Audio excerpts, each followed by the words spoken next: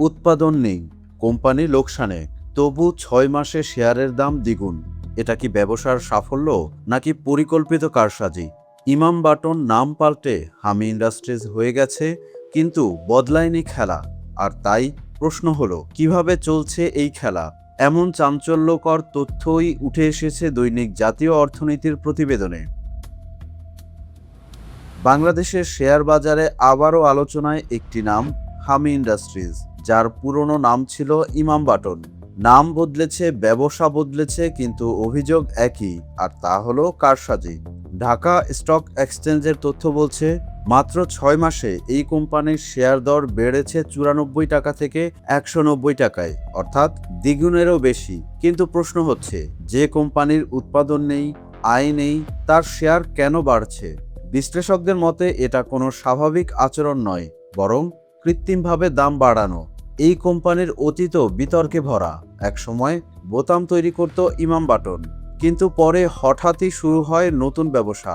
মাছ চাষ, জুতা তৈরির মতো নানা বিষয়ে জানানো হয়, কাগজে কলমে দেখানো হয় কোটি টাকার বিনিয়োগ। লাভের হিসাব কিন্তু তদন্তে উঠে আসে, পুকুরে নেই মাছ, জুতা কারখানারও কোনো অস্তিত্ব নেই।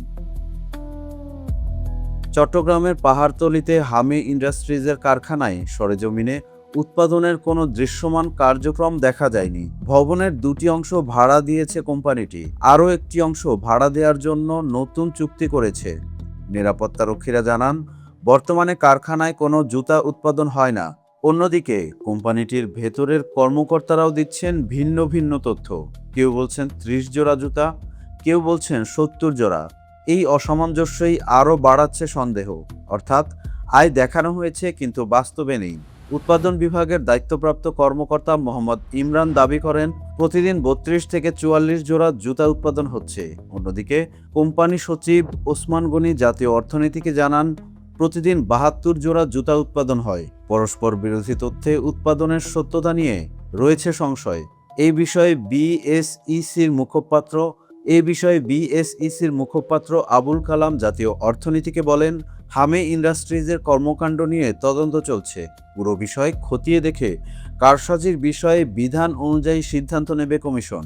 অভিযোগ আছে, এই ভুয়া ঘোষণার মাধ্যমে শেয়ার দর বাড়িয়ে বড় অঙ্কের শেয়ার বিক্রি করে মুনাফা তুলে নেওয়া হয়েছে। একে বলা হয় পাম্প অ্যান্ড ডাম্প কৌশল, অর্থাৎ নাম পরিবর্তন, নতুন ব্যবসার গল্প, সামান্য লভ্যাংশ, আর এসব মিলিয়ে তৈরি করা হয় এক ধরনের হাইপ। আর সেই হাইপে ভর করে ক্ষতির মুখে পড়েন সাধারণ বিনিয়োগকারীরা। বর্তমানে কোম্পানিটির শেয়ার প্রতি আয় মাত্র 6 পয়সা, আর পুঞ্জীভূত লোকসান 6 কোটির বেশি। তবুও শেয়ার দর বাড়ছে, যা বিনিয়োগকারীদের জন্য বড় ঝুঁকির সংকেত। নিয়ন্ত্রক সংস্থা বলছে তদন্ত চলছে, কিন্তু প্রশ্ন থেকে যায়, একই কৌশল বারবার ব্যবহার করে কতদিন বাজারে টিকে থাকবে এমন কোম্পানি?